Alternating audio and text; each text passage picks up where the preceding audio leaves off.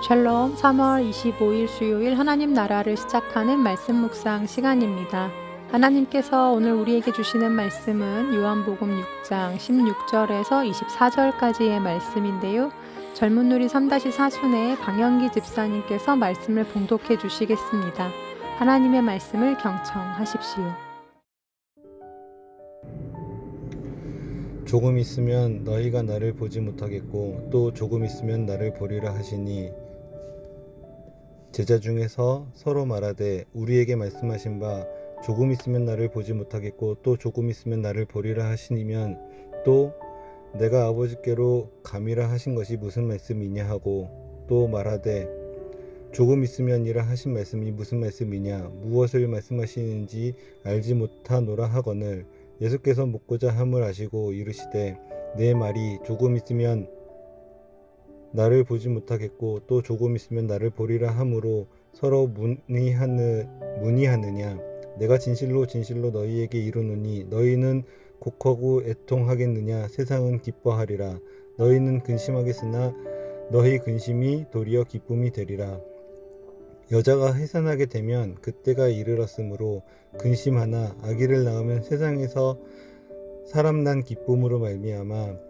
그 고통을 다시 기억하지 아니하느냐 지금은 너희가 근심하나 내가 다시 너희를 보리니 너희 마음이 기쁠 것이요 너희 기쁨을 빼앗을 자가 없으리라 그날에는 너희가 아무것도 내게 묻지 아니하리라 내가 진실로 진실로 너희에게 이르노니 너희가 무엇이든지 아버지께 구하는 것을 내 이름으로 주시리라 지금까지는 너희가 내 이름으로 아무것도 구하지 아니하였으나 구하라 그리하면 받으리니 너희 기쁨이 충만하리라.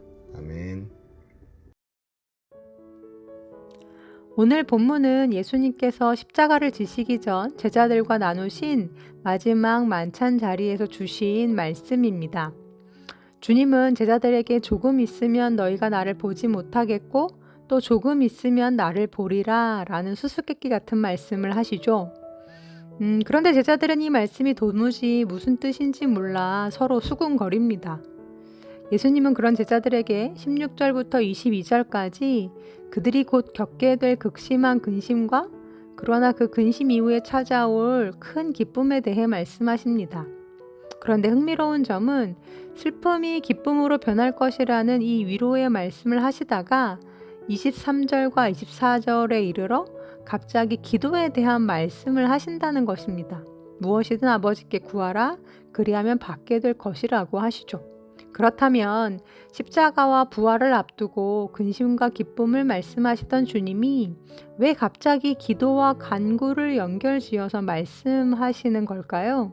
도대체 이 둘 사이에는 어떤 연관성이 있기에 예수님은 그 밤에 두려워하는 제자들에게 이 이야기를 꼭 해주고 싶으셨던 걸까요? 말씀을 묵상하다가 문득 지난주 퀴즈놀이에서 했던 설교가 떠올랐습니다. 신명기 3장을 보면 모세가 하나님께 나도 저 요단을 건너 아름다운 가나안 땅을 보게 해달라고 간절히 청하는 장면이 나오죠. 하지만 하나님은 단호하게 거절하십니다. 그날 아이들과 함께 하브루타를 하면서 왜 하나님께서 그토록 충성스러웠던 모세의 마지막 청을 거절하셨을까를 물어보았는데요. 제 나름대로도 이 질문에 대해 생각을 해보고 내렸던 답은 그 거절이 오히려 모세 자신에게나 또 이스라엘 백성들에게 더 선하고 좋은 결과였을 수 있겠다라는 것이었습니다. 그리고 또 하나 그 거절은 후계자인 여호수아를 위해서도 좋은 편이었겠다라는 생각이 들었습니다. 생각해 보십시오. 여호수아는 40년이라는 긴 세월 동안 모세를 도와 이스라엘을 이끌었습니다. 하지만 그에게 모세는 하나님과도 같은 존재였고 든든한 우산이자 방패막이었죠. 무슨 일이 생기면 모세 뒤에 숨으면 됐고 또 모세가 시키는 대로만 하면 되었습니다. 그런데 이제 자기를 지켜주던 그 거대한 우산이 사라지는 겁니다. 그렇다면 모세가 곁을 떠나고 난 후 홀로 남겨진 여호수아의 심정은 어땠겠습니까? 아마도 오늘 본문의 제자들처럼 두렵고 막막하지 않았을까요? 하지만 모세가 떠나는 것은 여호수아에게 유익이었습니다. 우산이 걷히고 보호자가 사라진 후 여호수아는 비로소 모세의 자리에서 직접 하나님을 대면하며 직접 묻고 듣고 능력을 구하며 참된 이스라엘의 지도자로 거듭났을 것입니다.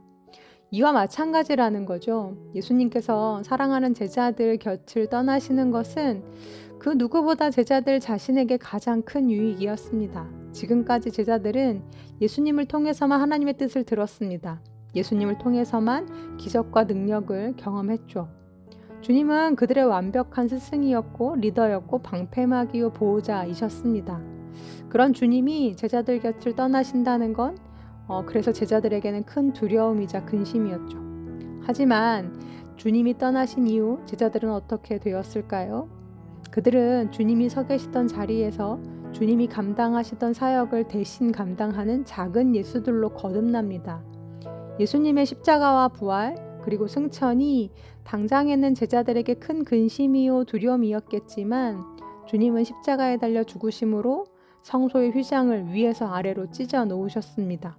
그래서 과거에는 대제사장만이 1년에 한 번 두려움 속에 들어갈 수 있었던 그 지성소를 이제는 누구든지 예수의 이름을 힘입어 언제든 들어갈 수 있게 만들어 주셨죠. 또한 주님을 통해서만 간접적으로 듣던 그 하나님의 뜻을 이제는 그들 안에 오신 성령님으로 말미암아 직접 듣고 깨닫는 사람들이 되도록 하셨습니다.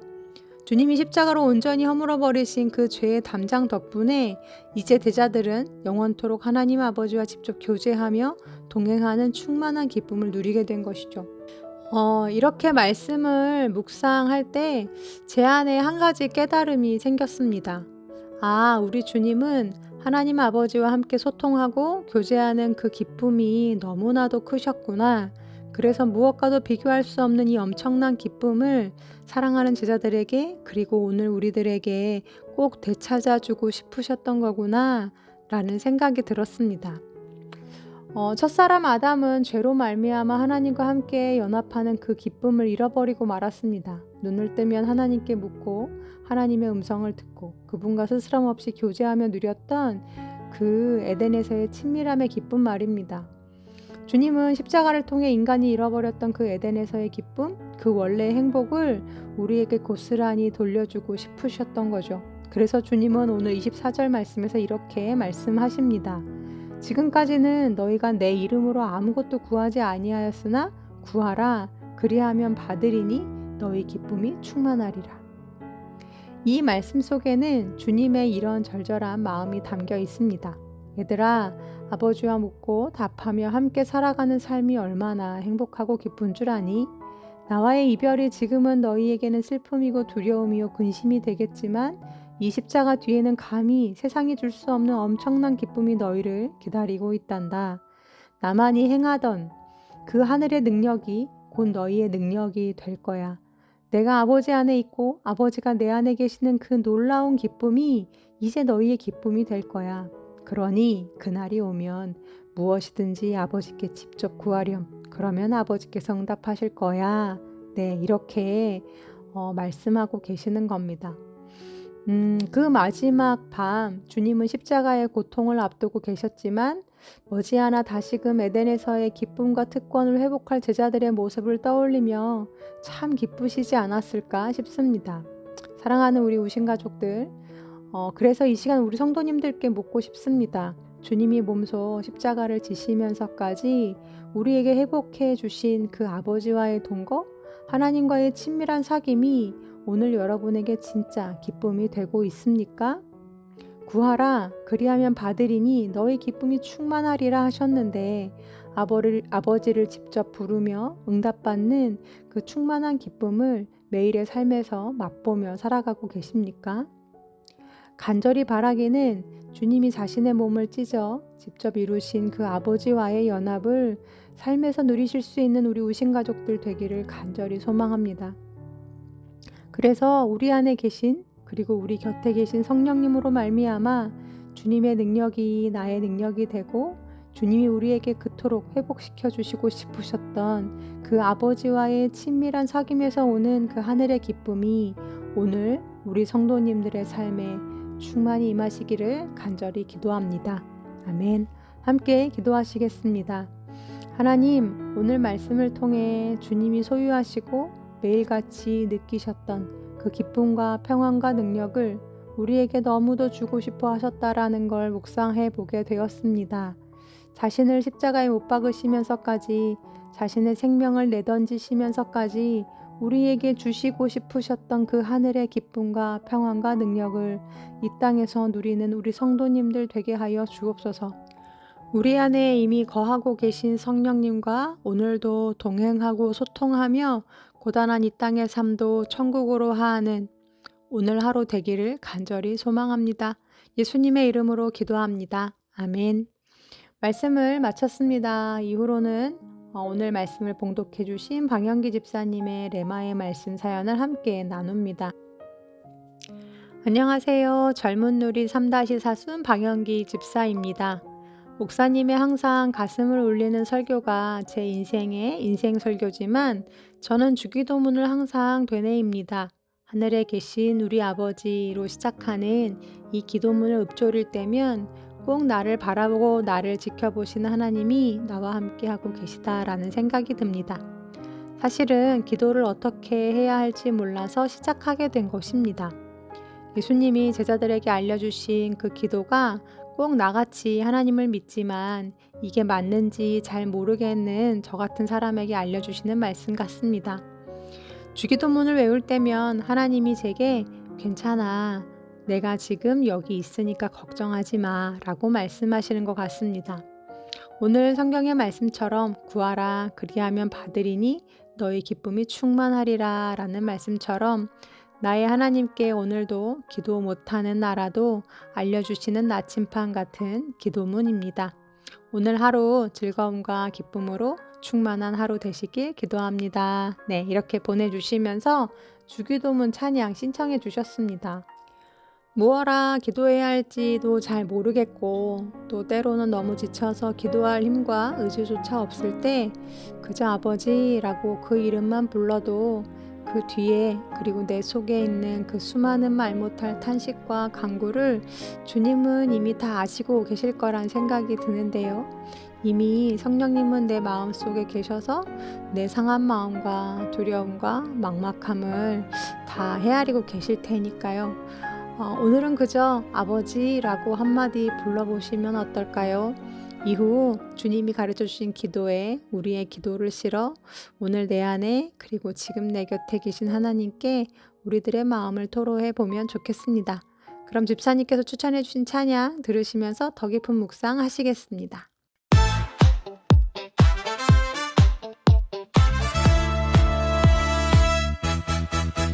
하늘에 계신 우리 아버지, 아버지의 이름을 거룩하게 하시며 아버지의 나라가 오게 하시며 아버지의 뜻이 하늘에서와 같이 땅에서도 이루어지게 하소서. 오늘 우리에게 일용할 양식을 주시고 우리가 우리에게 잘못한 사람을 용서하여 준 것 같이 우리 죄를 용서하여 주시고 우리를 시험에 빠지지 않게 하시고 악에서 구하소서. 나라와 권능과 영광이 영원히 아버지의 것입니다. Our Father in heaven, hallowed be your name. Your kingdom come, your will be done on earth as it is in heaven.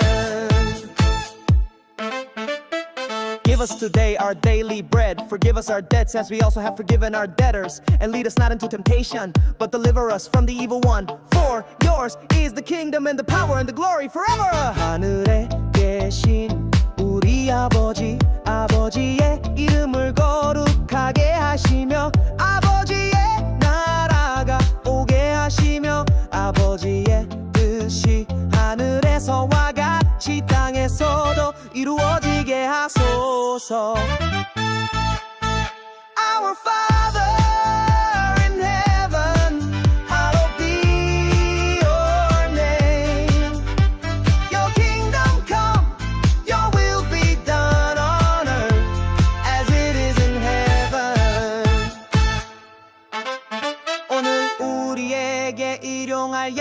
주시고 우리가 우리에게 잘못한 사람을 용서하여 준 것 같이 우리 죄를 용서하여 주시고 우리를 시험에 빠지지 않게 하시고 악에서 구하소서.